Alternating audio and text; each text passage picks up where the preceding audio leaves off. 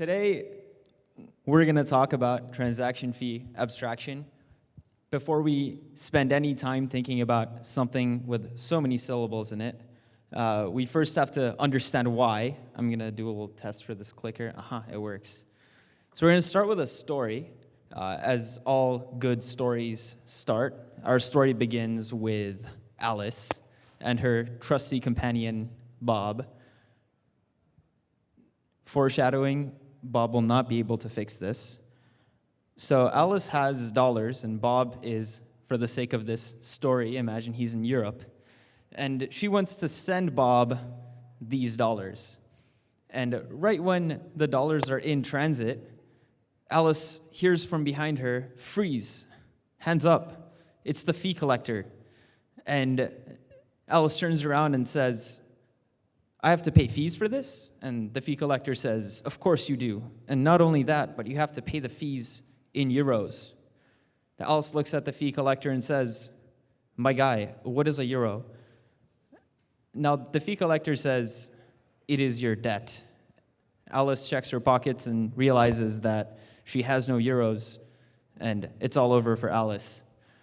She comes to an idea. She says, what if I pay my fees in the token that I'm sending to Bob? And this is not something you would see in traditional finance. If you were to try to send a wire transfer to Europe, they would let you do this. But the fee collector in this case says, sure, I'll swap your dollars for euros, and everything seems fine for a second. Then the fee collector turns around and says, if you pay me a fee in euros, and we're back to step one. The biggest issue here is that if you see on the left side here, Alice has to deal with all of these issues, even though she's just trying to send money to Bob. And you can replace the send transaction with anything that you have to do on-chain right now. This is probably one of the biggest issues that we have with on-chain UX, is the fact that these heterogeneous transaction fees exist. So to understand how to solve this problem, we first have to understand why transaction fees exist. Are we allowed to ask questions to the audience here? Can someone, Scott, do you want to tell us why transaction fees exist? So Scott says Sybil resistance, which is a different way to say protection against spam. It's right. I mean, it's one of the reasons. So the best way to see this is what happens when we remove transaction fees. So let's say Alice tries to send her money to Bob, and it works. Everything seems fine. Now take the case where Alice is evil, and instead of sending money to Bob in one transaction, she wants to wreak havoc. So she splits it up into 10,000 transactions. Bob receives the same amount of money. Alice sends the same amount of money. But the chain collapses because this load is too much for it to handle. It's too much spam. There's no cost for Alice to attack the chain in this way. A different way to phrase this is, let's say Alice is not evil, but Bob has something really valuable, and Alice wants to buy it from her.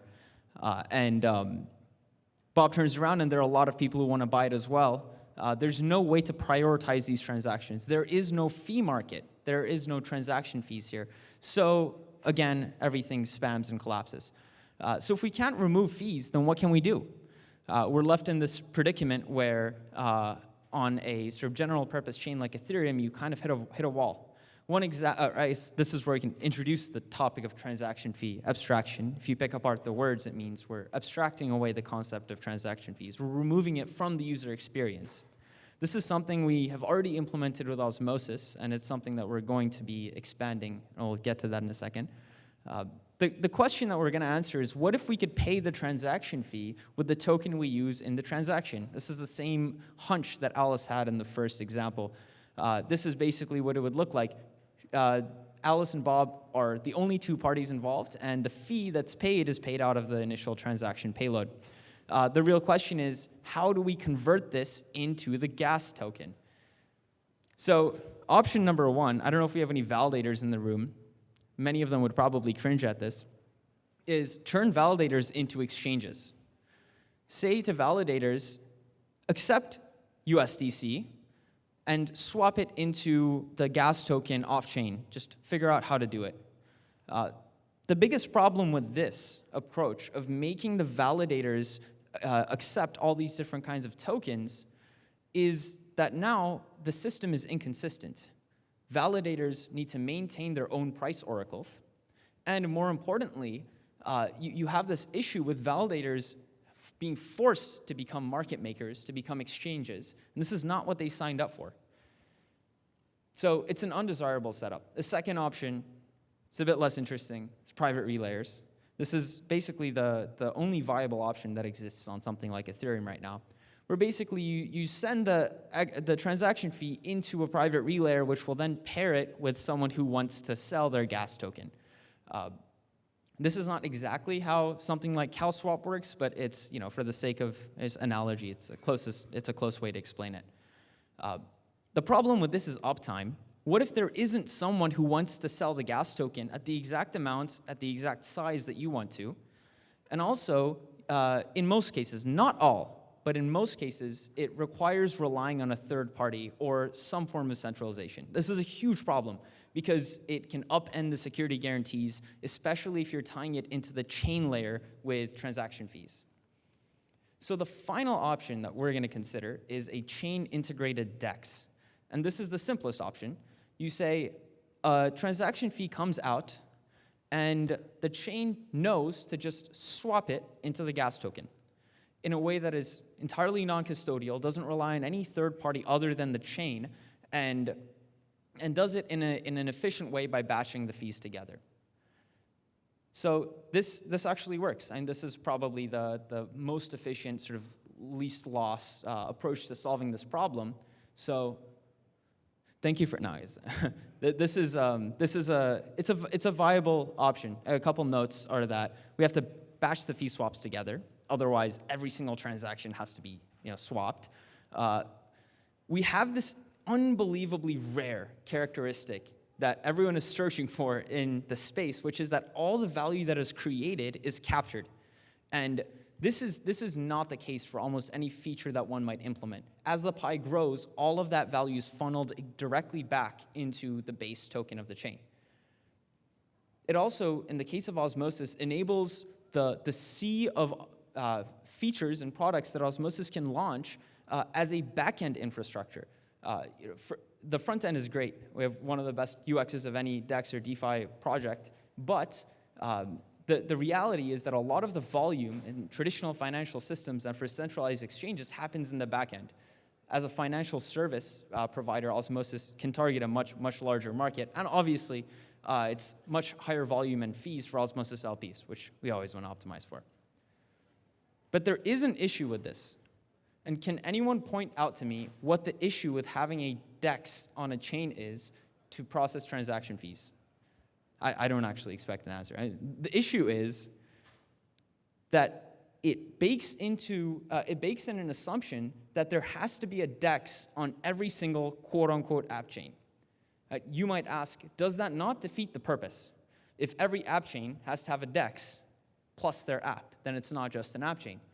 And there is some truth to this, that because you need the DEX to be at the chain layer, you're fragmenting liquidity, and there has to be a DEX on every chain, unless this is the intro of the actual conclusion of this. The solution to there needing to be a DEX on every single app chain to have this sort of fee abstraction is for transaction fee abstraction to be offered as a service by a DEX chain to all other chains.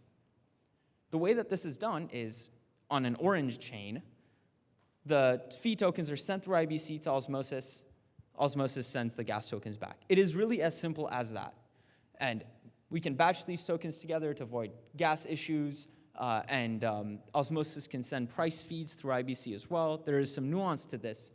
But the bottom line is once Osmosis launches this transaction fee abstraction as a service, no chain will ever need to implement a DEX into their own base layer just to be able to abstract away transaction fees.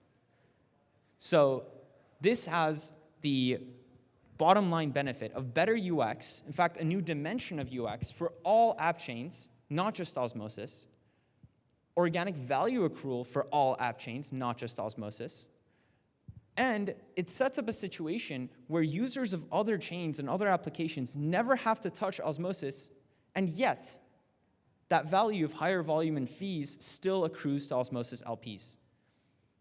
So the end state of all of this is that transaction fees are abstracted on all chains that want them to be abstracted. If you have a game chain and you don't want your users to be paying fees in the base token of your chain, but you still want to accrue the value of the activity on your chain, you will eventually, once we launch this, have a way to do that without integrating a DEX into your chain. Oops. So the powered by Osmosis will be the way that transaction fees are run through the Cosmos and all tied in AppChains. All right, thanks for your time. Do you have any questions for us?